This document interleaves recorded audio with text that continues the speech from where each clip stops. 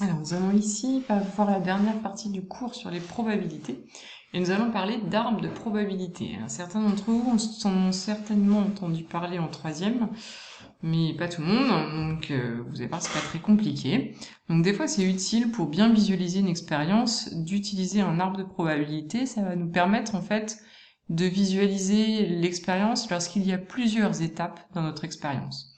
Donc par exemple, lorsque nous avons une urne et qu'on prend deux boules dans l'urne, on a donc du coup deux étapes. Quand on prend les boules successivement, on va avoir deux étapes dans notre expérience. La première étape, c'est prendre la première boule. La deuxième étape, c'est prendre la deuxième boule. C'est plus facile de visualiser ce qu'on fait grâce à un arbre. Alors je vous explique. Donc là par exemple, je vous dis que dans une urne, il y a trois boules. Il y a deux boules vertes, une boule rouge. Et on va en prendre deux au hasard, successivement et sans remise. Donc successivement, ça veut dire qu'on en prend une, puis une deuxième. Sans remise, ça veut dire qu'on remet pas la première boule avant de retirer la deuxième. Donc des fois, ça sera avec remise. Ça change tout, au niveau de notre deuxième expérience, notre deuxième étape dans l'expérience, pardon. Le fait de ne pas avoir remis la première boule, ça change tout. On va voir après pourquoi. Donc je reprends, on prend une première boule, on regarde ce que c'est, et on en prend une deuxième. On remet pas la première entre deux dans l'urne. On va utiliser les événements suivants. V1, ça va être la première boule qu'on prend est verte. R1, la première boule qu'on prend est rouge. V2, la deuxième boule qu'on prend est verte. Et R2, la deuxième boule tirée est rouge.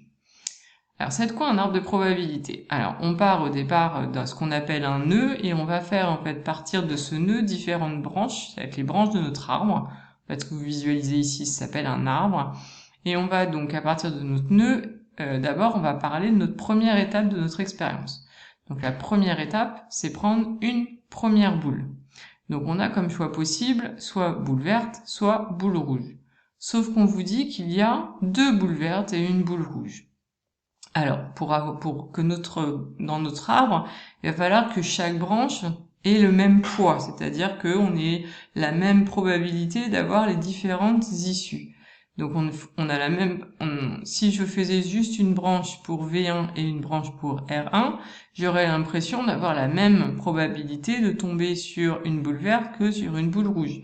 Ce qui est faux. J'ai deux boules vertes, donc il va falloir que je fasse deux branches qui correspondent à une boule verte. Donc je reprends, on part ici d'un nœud de notre arbre, on fait partir deux branches pour indiquer que nous avons deux boules vertes et une dernière branche pour représenter notre boule rouge. Donc cette colonne-là va représenter le premier tirage. On a le choix entre l'une des deux boules vertes et notre boule rouge. Ensuite, si jamais nous avons choisi une boule verte au premier tirage, dans notre urne, il nous reste plus qu'une seule boule verte et la boule rouge. Donc, notre deuxième tirage, on va avoir le choix entre la boule verte qui nous reste ou la boule rouge. Maintenant, si jamais au premier tirage, nous avions choisi une boule verte, eh bien, c'est exactement la même chose. On arrive exactement à la même chose que ce qu'on vient de voir. Au deuxième tirage, nous avons le choix entre la boule verte ou la boule rouge. Si lors du premier tirage, nous avions pris la boule rouge, eh bien du coup, dans notre urne, vu qu'on remet pas cette boule, il reste plus que les deux boules vertes. Donc au deuxième tirage, nous avons le choix entre l'une des deux boules vertes restantes.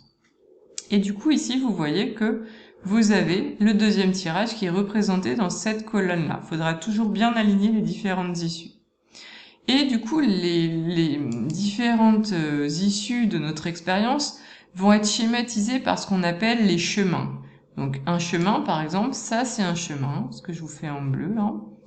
C'est-à-dire, je choisis en premier une boule verte, puis en deuxième encore une boule verte. Finalement, mon issue, c'est V1, V2, c'est-à-dire une boule verte au premier tirage et une boule verte au deuxième tirage.